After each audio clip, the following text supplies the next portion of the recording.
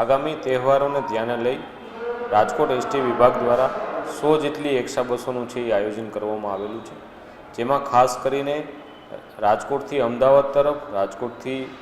દાહોદ પંચમહાલ તરફ, રાજકોટથી ભુજ તરફ આ તમામ જગ્યાએ છે આપણે એક્સ્ટ્રા બસોનું દોડાવવામાં આવશે અને જેમાં રાજકોટની અંદર અમારા દ્વારા છે 20 એક્સ્ટ્રા બસો ફાળવવામાં આવેલું છે,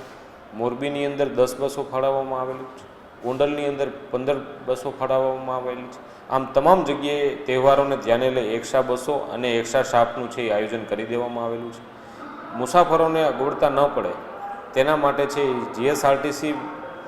મોબાઈલ એપ્લિકેશન દ્વારા પણ ઓનલાઈન રિઝર્વેશન છે એ કરાવી શકશે અને www.gsrtc.in વેબસાઇટ ઉપરથી પણ અમારી એક્સ્ટ્રા ટ્રીપો છે એ ઓપન કરી દેવામાં આવેલી છે, તો તેના ઉપરથી પણ બુકિંગ છે એ કરી શકશે। આપણે હાલ અમે ચેક કરેલું છે તે પ્રમાણે એડવાન્સ બુકિંગની અંદર ઘસારો ખૂબ જ સારા એવા પ્રમાણમાં છે અને આગામી 16 તારીખથી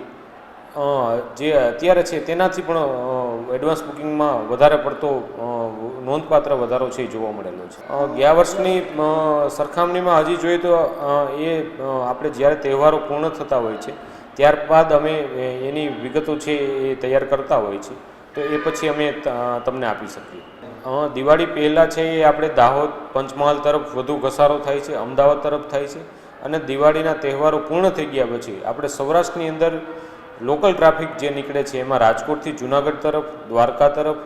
રાજકોટથી મોરબી તરફ અને રાજકોટથી ભાવનગર તરફ છે એ વધારાનો એક્સ્ટ્રા ટ્રાફિક છે એ થવા પામતો હોય છે।